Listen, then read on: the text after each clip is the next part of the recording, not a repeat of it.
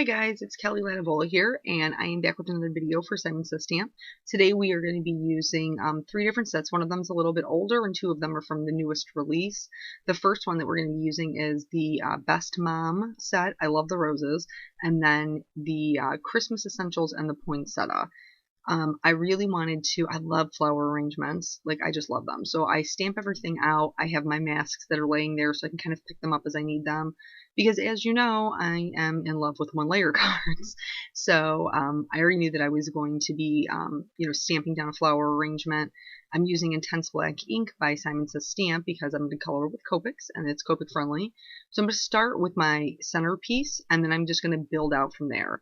I'm masking as I go. I'm using full stick post-it notes. And I love these berries. Oh my gosh, I love them so much. I think they're so pretty. And it's just such a great way to make a flower arrangement just a little bit different. Because traditionally, you have the flowers and the leaves and, maybe some little berries. But with winter, you can really have fun with it. Like these huge plump berries and pine cones and just all kinds of things to kind of put in there. So I stamped, masked as I went, built the whole thing up, and then I decided I wanted to do some distress ink in the background. That's why everything is kind of masked off.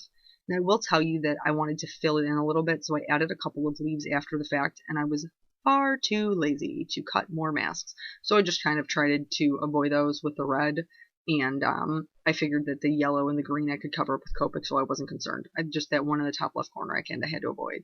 So I used Abandoned Coral, Fossilized Amber, and Cracked Pistachio. Those were the three colors that I used. And I worked at a diagonal toward the center of my card. And I did that just until I was happy with it. And then I'm going to go ahead and remove all of the masks. There was quite a bit of masking going on here, so I kind of had a little bit of trouble getting it started.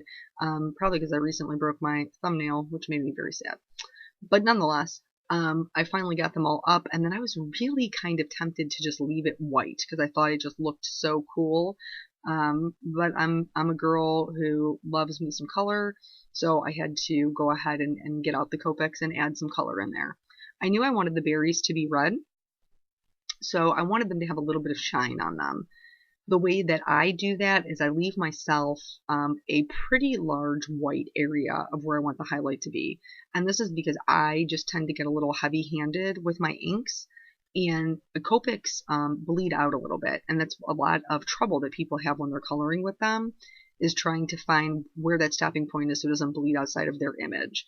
So I always give myself a really wide highlight and then just kind of work backward to it so that way I don't have it disappear on me. But you do whatever works for you. If you don't need to leave such a large highlight, if you can do it smaller, then you do you, and that's awesome. But I need it, so I leave just a larger white area.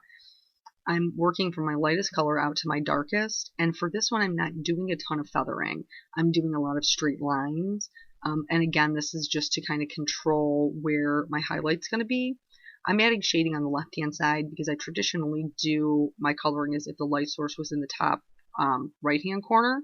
So that's why I put the highlight on the right-hand side. That's where the light would be hitting it.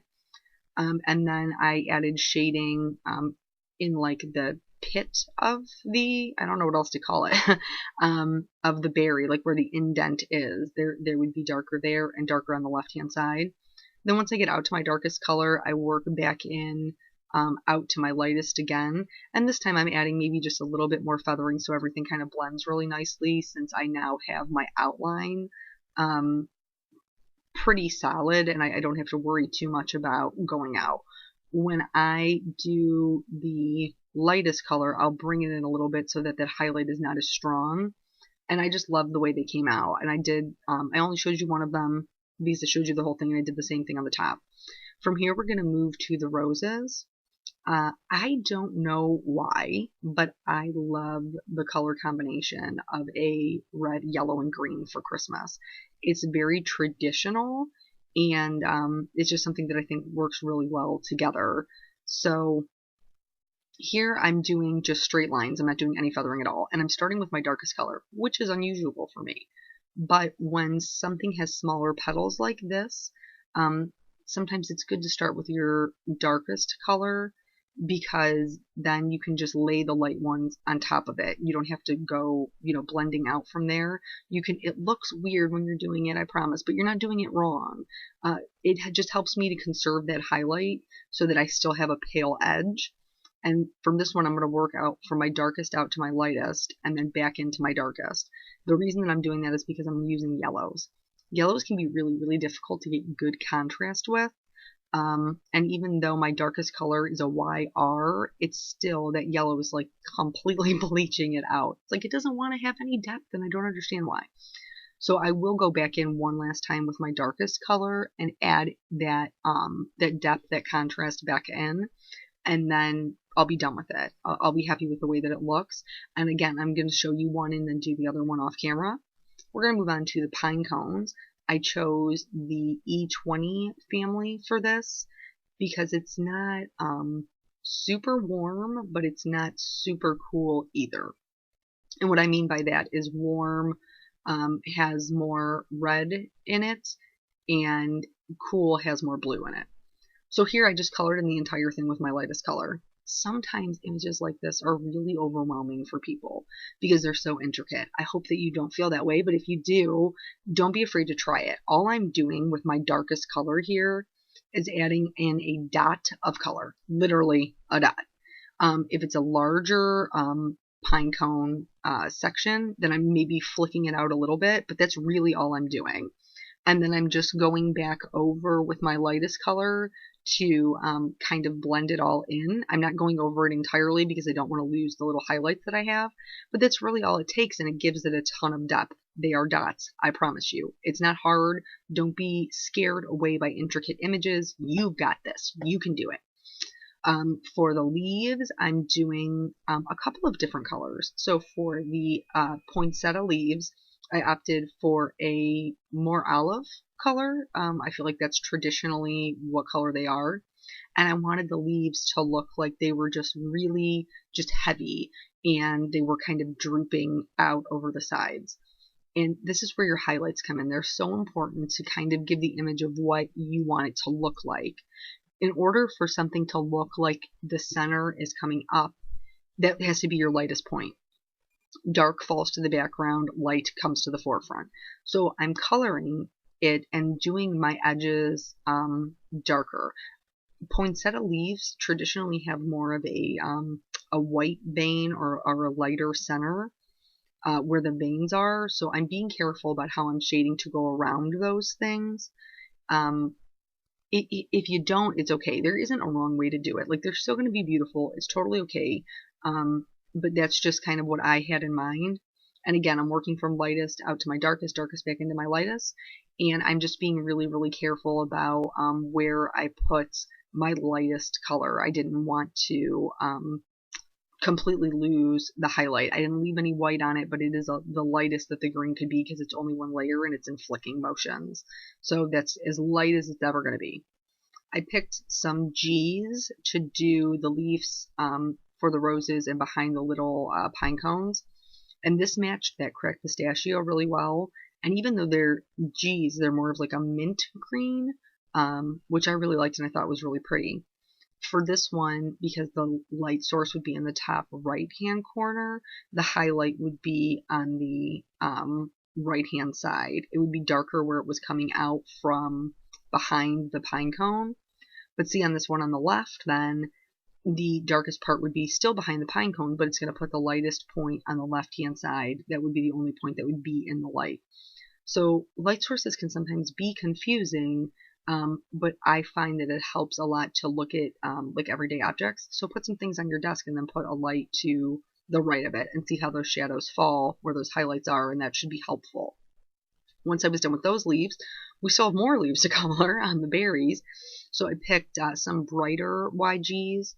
I never really used to mix my colors for my leaves, but I found that it makes the image much more interesting. So try doing that. If you have two different types of leaves in a flower arrangement, try coloring them different colors and seeing how you like that. For these ones, the highlight I decided to do in the center. What this does is make it look like they're round. It gives just a round, fuller appearance. And so I'm using light hand and flicking motions, and I'm coming in from where it touches the berries, but then also from the edges, and it gives the appearance that the leaves are folding out from behind the berries. This can be a little tricky sometimes with smaller objects, like these leaves are not huge. So it can be a little tricky to do, but just go slow, use just the tip of your marker until you get more comfortable. I'm showing you these colors because I did use them, but I didn't use only them, and I didn't like them. So this is the poinsettia. It got super yellow. I wanted a creamy colored poinsettia. I don't know how I got so yellow, but I did. But you know me, I'm not starting over again. Not after we colored all those other things. Not happening.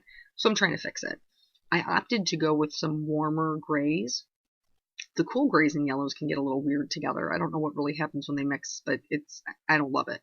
So I went with warm grays, and I just am coloring right over top of what's there.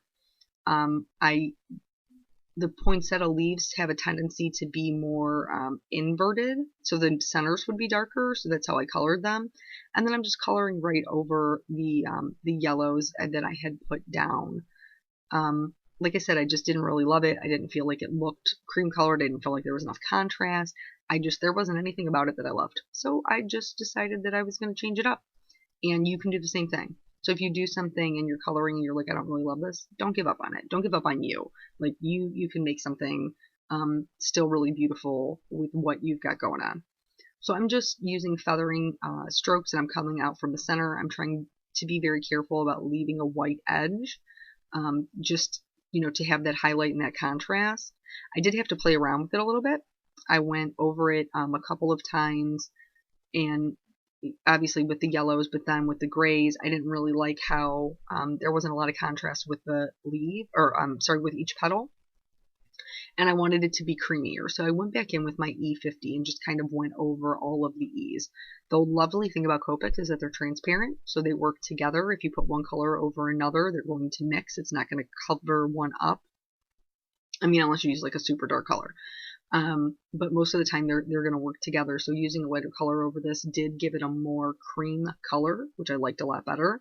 But I still wasn't crazy about my contrast. So I'm going to go back in with those warm grays and start adding some color in where the petals meet. Anytime two objects meet, it's always going to be darker there, wherever they're touching. So from the center of the flower out, I am adding in more dark, and then I'm just blending it out with each of the other colors that I used, and I actually missed a petal, so I had to go back in and fix that. But so I'm just blending those out until I get the contrast that I'm happy with. As long as you're not overly saturating your paper where it starts pilling, you're doing fine. Just keep working it until you're happy. I used the same yellows that I used for the roses to go ahead and fill in the center of the poinsettia. It didn't stamp great. That was my own fault. That was not the fault of the ink or the stamp. That was the fault of I was super excited to start my flower garden. I wasn't paying a lot of attention.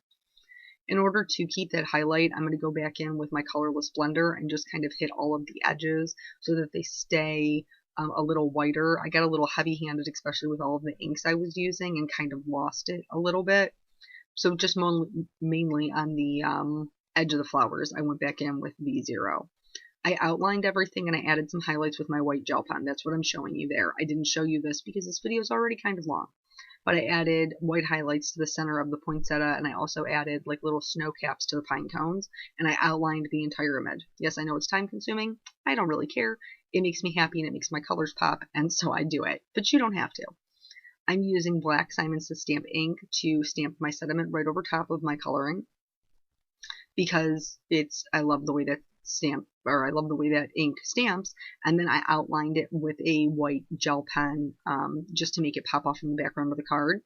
I'm using some clear Wink of Stella because everything should have shimmer, but especially Christmas should have shimmer. And I'm dotting some on the berries and the pine cones. I love those like sugar pine cones that you see in like Michael's stores and things like that. I just think they're so pretty. And then I added just some clear Wink of Stella to the center of the poinsettia. And that is the entire card.